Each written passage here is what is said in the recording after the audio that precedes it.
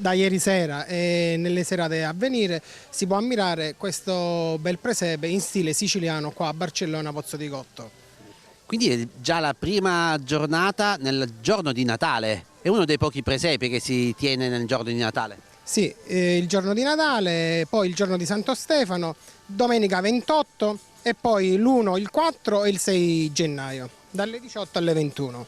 Ingresso libero per tutti. Sì, ingresso libero e come dicevamo l'altro giorno con ampia possibilità di parcheggio che c'è il Piazza Mercato tutta a disposizione nostra.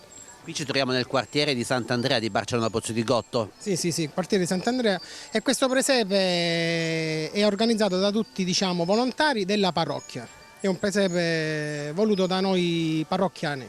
Sappiamo che vengono tantissime persone da tutto l'Interland, anche da molto lontano. Sì, infatti già ieri sera abbiamo avuto quasi 3.000 presenze. Un grande risultato per la prima giornata.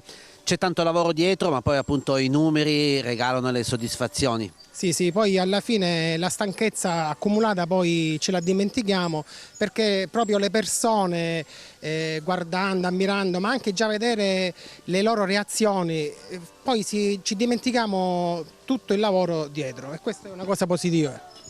Tra poco andremo a visitare il palmento, è un vero e proprio palmento che viene fatto rivivere proprio in occasione del presepe vivente. Sì, è un palmento che fino agli anni 70 veniva utilizzato regolarmente per la pigiatura delle uova, perché in questa zona c'erano molti vigneti e questo era uno dei vari palmenti della zona.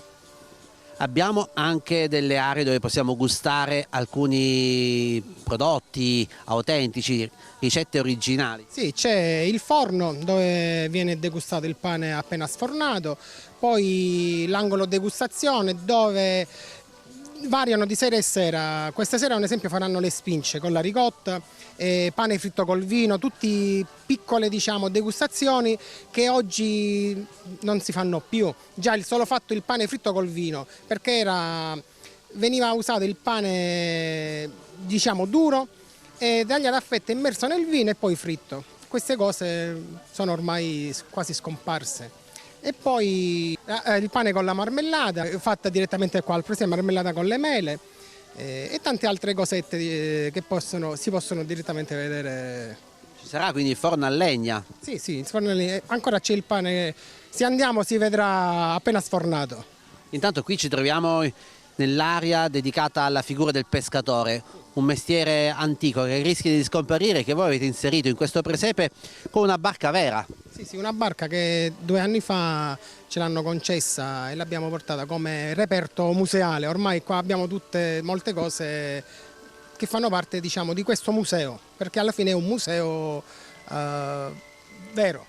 La scena della Natività si svolge in un luogo sempre all'interno di questa masseria dove la Madonna sta nel carretto siciliano. Questo è lo stile che voi state portando avanti. Sì, noi dal primo anno sempre abbiamo mantenuto questo stile siciliano, infatti quella è una vera stalla e abbiamo messo questo carretto proprio per dare una originalità alla scena. Un plauso va ai tanti figuranti che in queste giornate stanno dando il proprio contributo. Sì, e questo è anche grazie a loro, perché noi facciamo la nostra parte di lavoro, però senza figuranti tutto questo non si potrebbe realizzare. E anche va un ringraziamento a tutte queste persone che ogni sera si impegnano a mantenere in vita queste scene.